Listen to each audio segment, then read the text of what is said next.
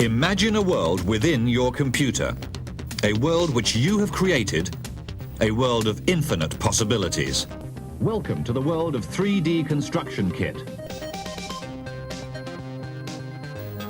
Whether you want to devise devilish adventure games set on desert islands, or design the mansion you've always dreamed of, construct a futuristic car for your driveway, or even create a 10,000-seater football stadium and then charge down the pitch, 3D Construction Kit gives you all the tools you need to generate worlds where the only boundaries are your imaginations. Using its simple icon-driven control panel, you'll soon be turning your ideas into exciting, new environments just waiting to be explored. Harnessing the program's incredible power is as easy as clicking on a mouse or joystick. Start with a small selection of basic building blocks. Stretch and shrink them until they're the correct size and shape, then move them into place. Then duplicate whole walls with a few clicks on a button as you assemble increasingly complex structures. Everything you do is shown on screen instantly so you can experiment to your heart's content. When you've finally finished constructing your world, you can move around at will, investigating objects from every angle. And complete 3D Construction Kit environments will run independently of the Creator program, so you can share them with your friends. With 3D Construction Kit, there are no limits. Now prepare to take a trip through virtual reality as we introduce a few of its possibilities.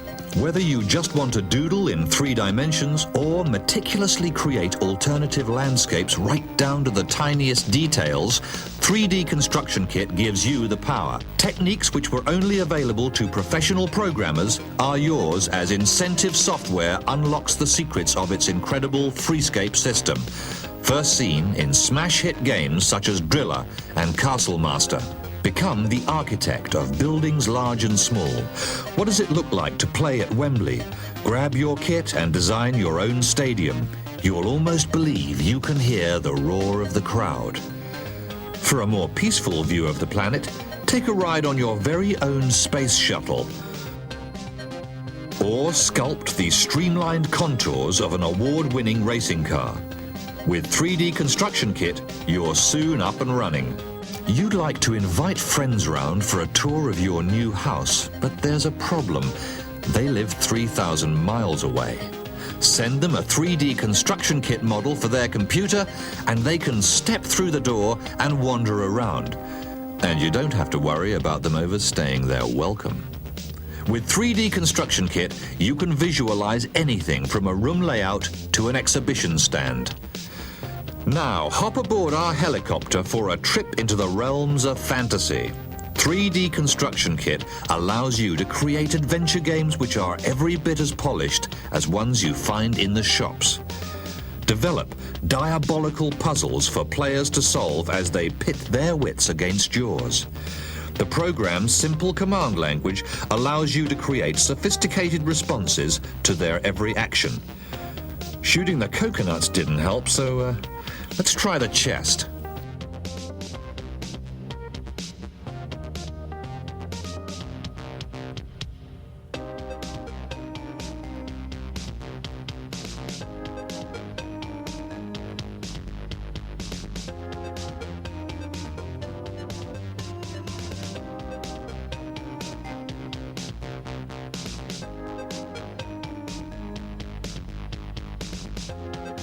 Now, what lies around that corner?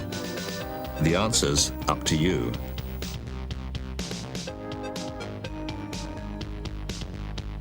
"3D Construction Kit" gives you the tools. You just provide the inspiration.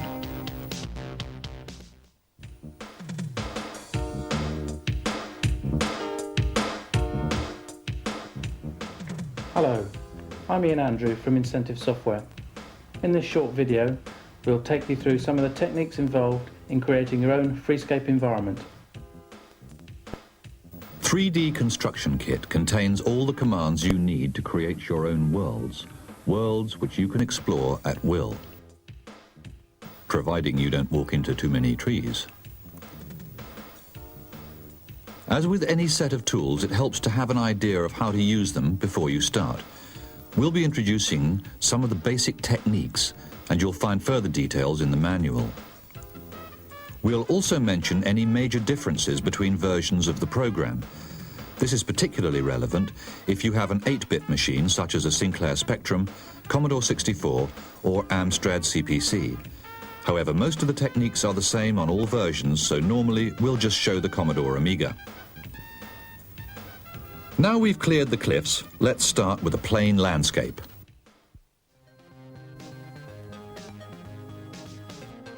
We communicate with the program using a cursor.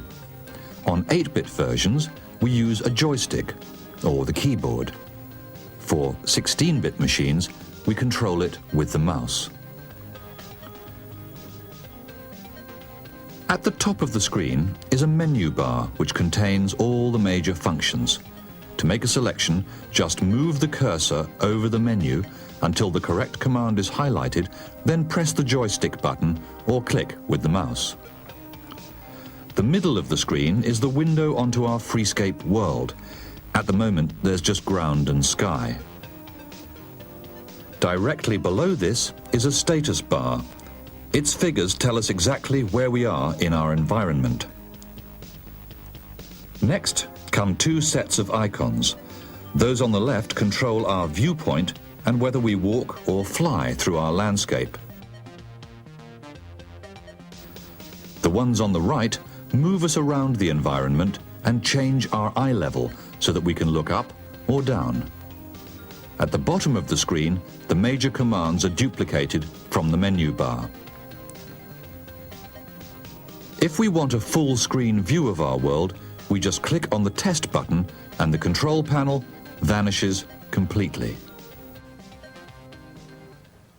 Well, that's not very interesting at the moment, so let's start creating. The basic building block is a cube, so let's see what we can do with it. To place a cube in the landscape, we click on the Create button at the bottom of the screen. This leads to another menu containing all the shapes which are available, our building blocks. Cube is at the top right-hand corner. When it first appears, the cube is hovering in mid-air, as we can see if we walk around it using the movement control buttons.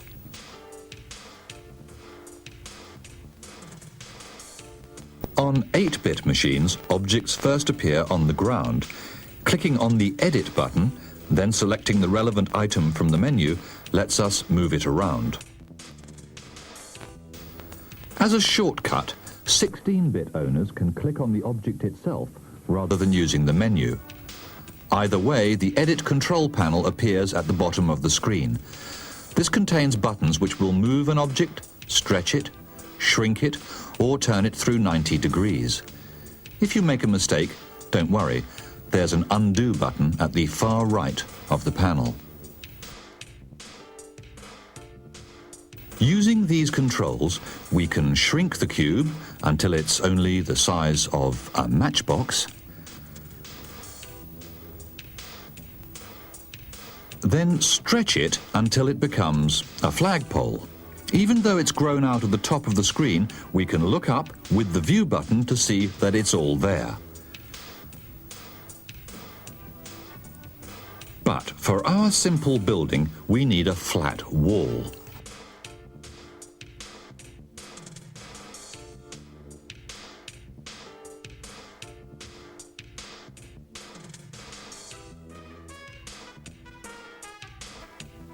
We could go through all those stages again to create a second wall, but a more convenient and accurate technique is to use the copy function. On 16-bit, we're given the option of where our new section will appear in relation to the original. The only restriction is that it can't appear inside another object.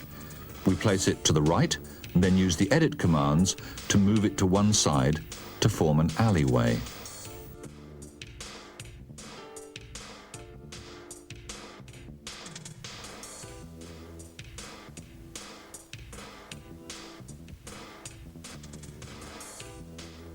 On 8-bit, selections have to be made from the menu, and the new object appears in a set position. But apart from that, the process is essentially the same.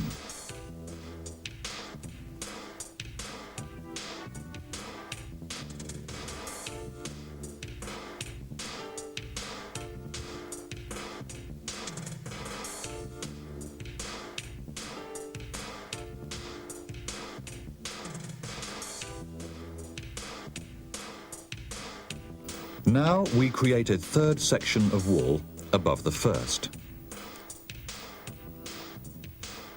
Edit it like this, and then use the turn and move commands to maneuver it into place.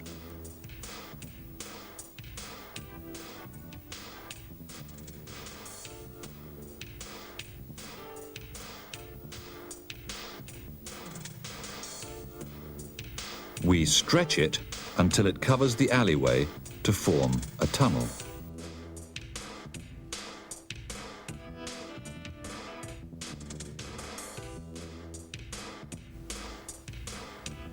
Now we have a tunnel. Now let's add some colour. Colouring is achieved in a different manner in virtually all versions of 3D Construction Kit, but these are the basic techniques. As we can only paint one side of an object at a time, the first step is to select which one. We start with the left wall, and this takes us to our palette. On the Amiga, we just click on any of the available colours. Immediately, our selection is surrounded by a flashing box, and a larger colour sample appears to the far right of the palette. On the Amiga and ST, we can simply click on the wall. Instead of constantly having to move around to paint each side of the cube, 3D Construction Kit provides a shortcut. Each section of this panel represents one face of the selected cuboid. We can click on this rather than the object itself. And this is the technique used by 8-bit versions and on the PC. To cut down on processing time and speed up the program's operation, it's as well to leave faces which will never be seen, such as the bottoms of walls, unpainted. You can also use this invisible paint as a special effect to create a force field, for example. If you forget what colour you've used, simply click on the section of wall and the correct tone will be selected on the palette. On an 8-bit micro, such as the Spectrum, with its 2-colour world, the program uses various shades. Though we have to type in a number from the menu, the technique remains the same.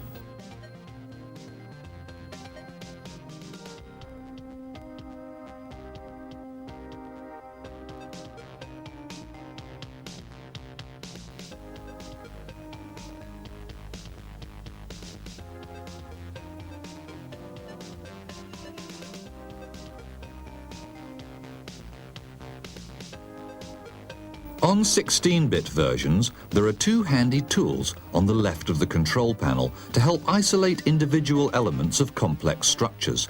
The first surrounds the boundaries of the current cuboid with a flashing box. The other makes everything except the chosen section vanish. Now we'll add something with more detail. We'll create a small building at the end of the tunnel and add a door. Once again, we create a cube and lower this into position.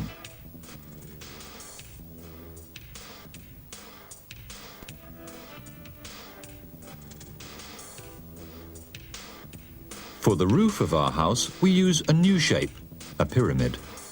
We leave this in mid-air while we stretch the cube to adjust its dimensions.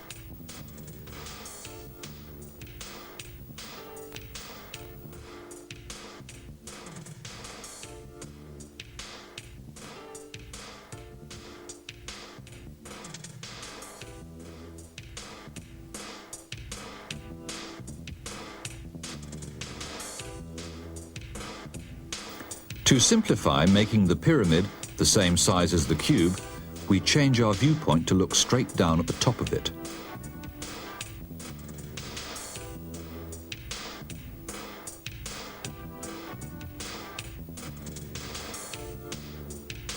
When we've stretched the pyramid sufficiently, we center its apex with the point commands found at the extreme left of the edit panel. We experiment until the roof is symmetrical.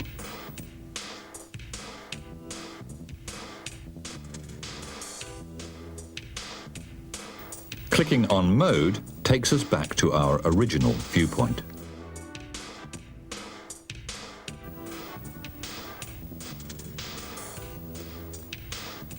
Now it's time to create yet another shape.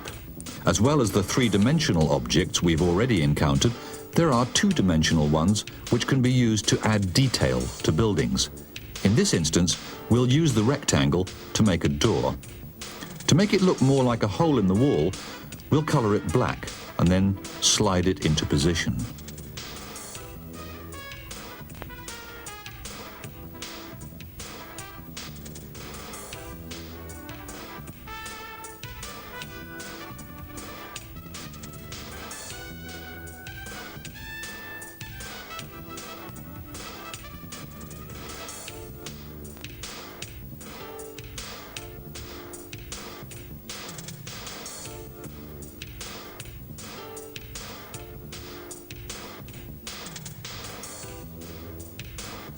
However, when we try to walk through it, we collide with the wall.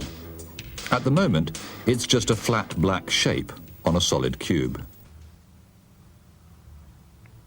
To allow us to define the inside of the house, we now need to create a new area. Selecting Create Area from the menu bar takes us back to an empty landscape, just like the one we started with. However, note that the status bar now tells us we're in Area 2. This time, instead of placing buildings in an open landscape, we want to enclose the area with 4 walls. On all versions except the PC, we can use the Global command, which contains commonly used objects. On a PC, we'd simply create each wall from scratch using cubes.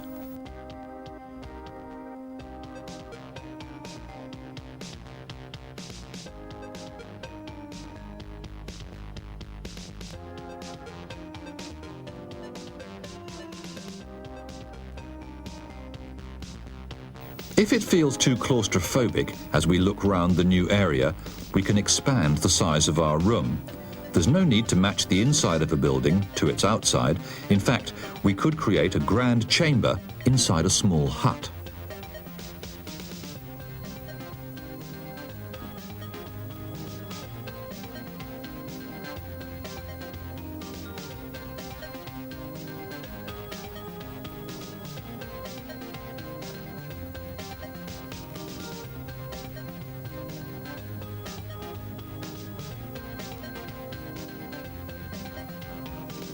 We now have 2 areas, but no way to move between them other than to use the Area command on the Toolkit's menu bar.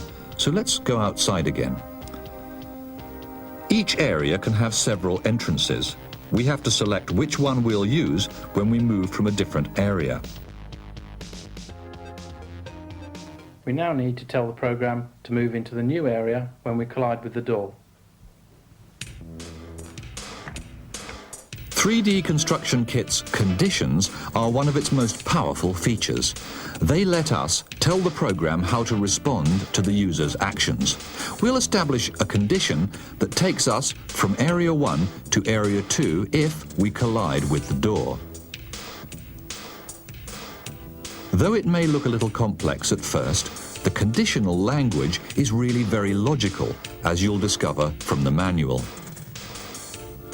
Now let's try to walk through the door. This time, we're inside the room.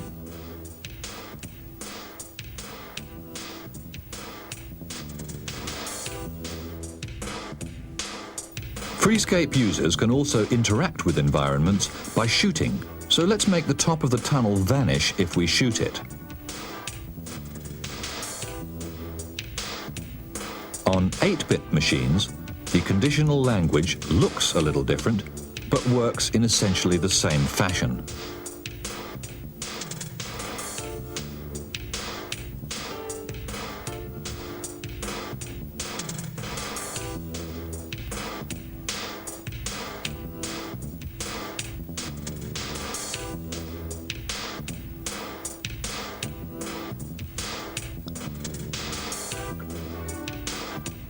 This technique could be used to reveal a secret passage in an adventure game, for example.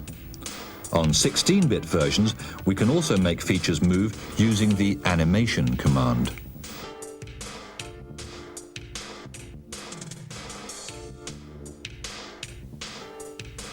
When you have finished designing your game, it is time to test it and add the final touches.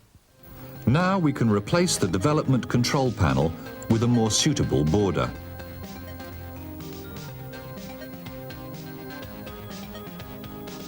We can use any of those provided or create our own with an art package.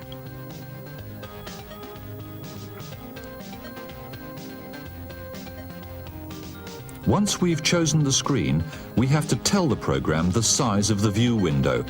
We draw this out until it fills the empty space.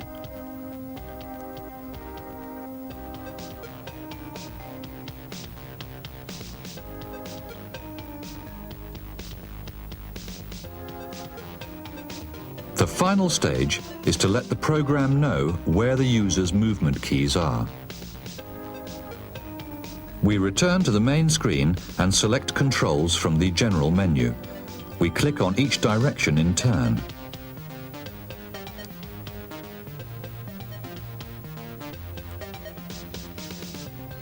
Returning to the border, we then draw a box around the right arrow.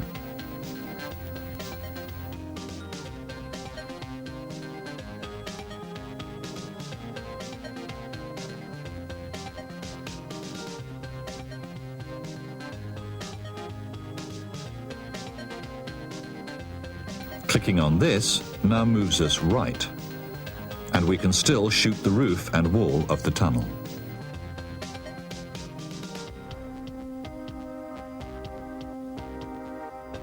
That's just a brief introduction to the 3D construction kit.